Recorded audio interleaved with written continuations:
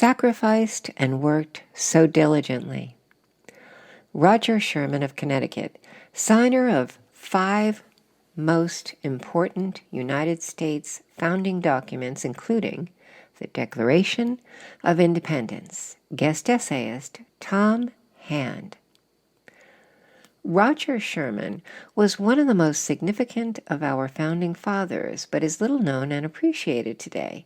He was deeply involved in national affairs from 1774 through 1793 and signed 5 of our nation's most important founding documents. No other early American leader signed as many. His rise from humble beginnings to a position of prominence among our nation's finest is remarkable. Sherman was born on April 19, 1721, in Newton, Massachusetts. His father, William, was a farmer and a cordwainer, shoemaker, and taught Roger, his second oldest son, his profession. As was common with tradesmen's children, Roger did not receive much formal education, only completing grammar school. That said, William Sherman had an extensive library, and Roger spent much of his free time reading and educating himself. Sherman showed a natural gift for mathematics and was able to teach himself surveying. When Sherman's father died in 1743, Roger moved the family to Connecticut, where he was hired as the surveyor for New Haven County in 1745 and later for Litchfield County. He also met Elizabeth Hartwell, and the couple was married on November 17, 1749.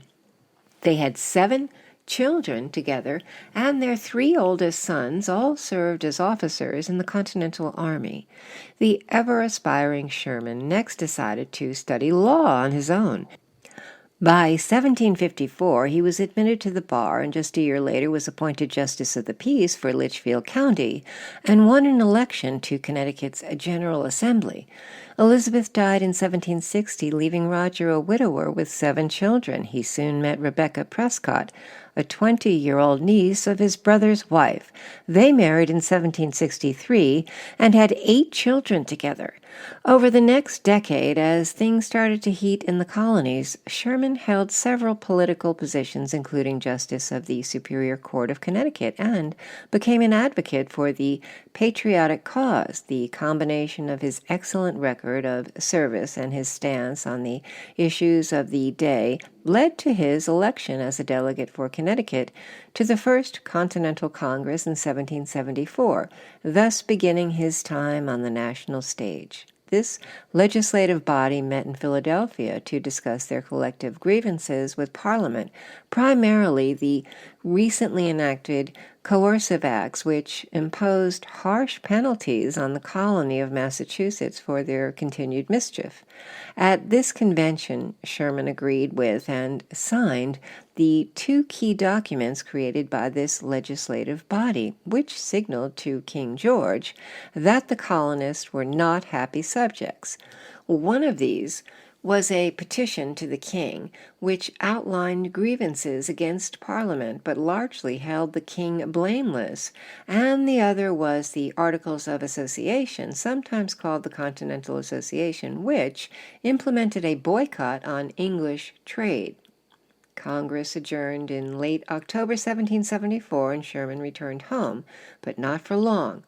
By May 1775, the relationship with England was getting worse, and the fight at Lexington and Concord had already happened. Consequently, the colonies convened the Second Continental Congress, and once again, Sherman was chosen by Connecticut to represent the state. A year into this convention, with no hope for a reconciliation with England, a committee of 5 was selected by Congress to draft what became our Declaration of Independence. This team comprised most of the heavy hitters of that era: Benjamin Franklin, John Adams, Thomas Jefferson, Robert Livingston, as well as Roger Sherman. His selection gives clear indication of the respect Sherman's peers had for him. Congress approved their draft, and Sherman became one of its 56 signatories on July 4th, 1776.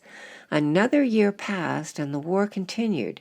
Congress, on November 15, 1777, finally finished the Articles of Confederation and Perpetual Union, essentially our first Constitution, which Sherman signed along with 48 others. Unfortunately, this system of government proved to be a failure, and in 1787 it was decided by our country's leaders to convene a conference with the intention of improving it.